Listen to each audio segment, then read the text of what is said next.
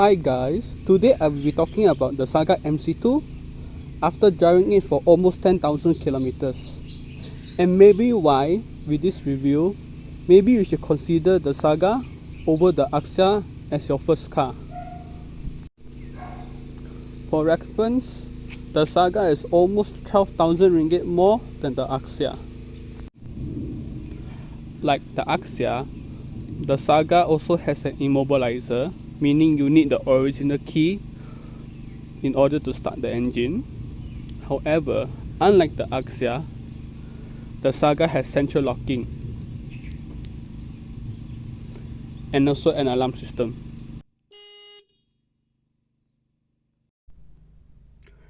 In the Saga, you also do get a radio paired with 2 speakers, and also it comes with Bluetooth connectivity. Another thing that I also really appreciate with the Saga is that on the key it comes with the boot release button. It's super useful when you go shopping with it.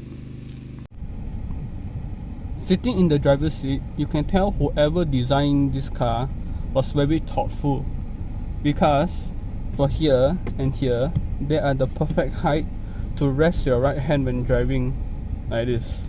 Like here is comfortable, here is also uncomfortable. Unlike the Axia, because for the Axia here will be too high and here will be too low, so it'll be like very uncomfortable to rest your hands when driving. Here are perfect.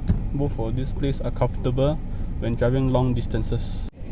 Another good point when driving this car that I noticed is the side mirrors are very big, which is very good for blind spots.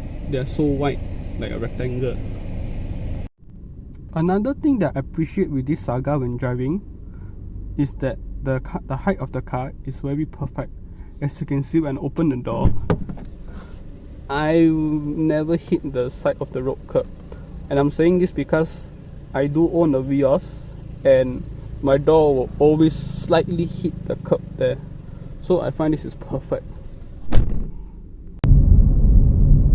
Another thing I like about this Saga is the power steering is so good. I'm going to show you how easy is it to do a 3-pointer with this car.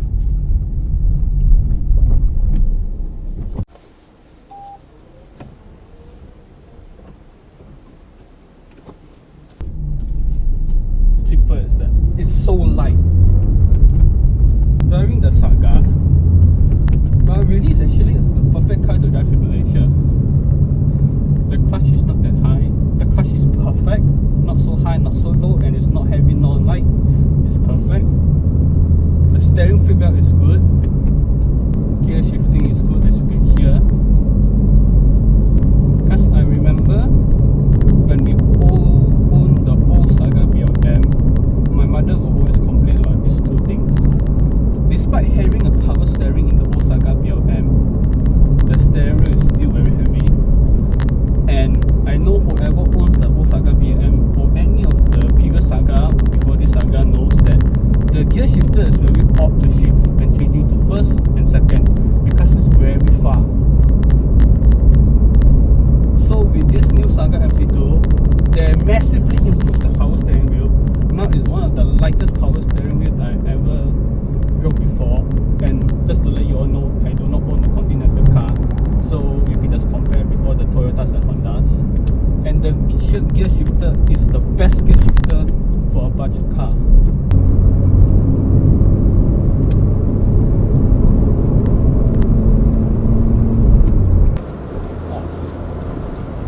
Okay, so now we come to the highway.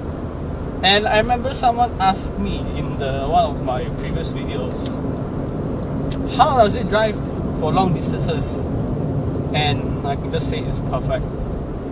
I frequently drive from Sepang to Sg.Buloh and back, which is I think 1.5 hours, and there's no complaint. The sound insulation of the car is perfect. It's quiet. I also dare to say it can compare with my Vios. Now we come to the bendy bits of the back road again, and here where the Saga comes slightly alive, thanks to its handling by Lotus, which they tuned the suspension and chassis a bit, It's a very fun car to drive in the corners. And thanks to its very improved shifter and power steering, really makes it a proper car to drive. Some say gonna buy an enthusiast car, but you don't have a lot of money, get a Saga. And I highly recommend, and I also agree with that statement. It makes it so much easier to maneuver. Slightly wider than the Axia, but still does the job.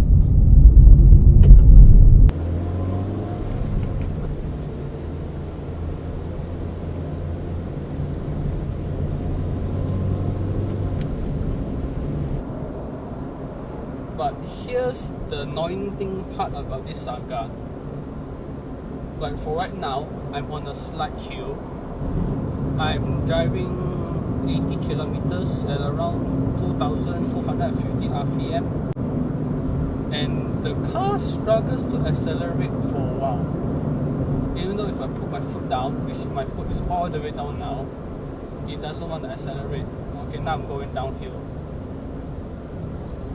So usually you always have to go to 4th gear to accelerate up. Even the Axia, if you put it in still in 5th gear, you're driving around 80 kilometers per hour, same RPM range. You step on the accelerator slightly, it will still accelerate. And to my guess, it's because of what Proton did with the ECU, because they want to make this car more eco-friendly.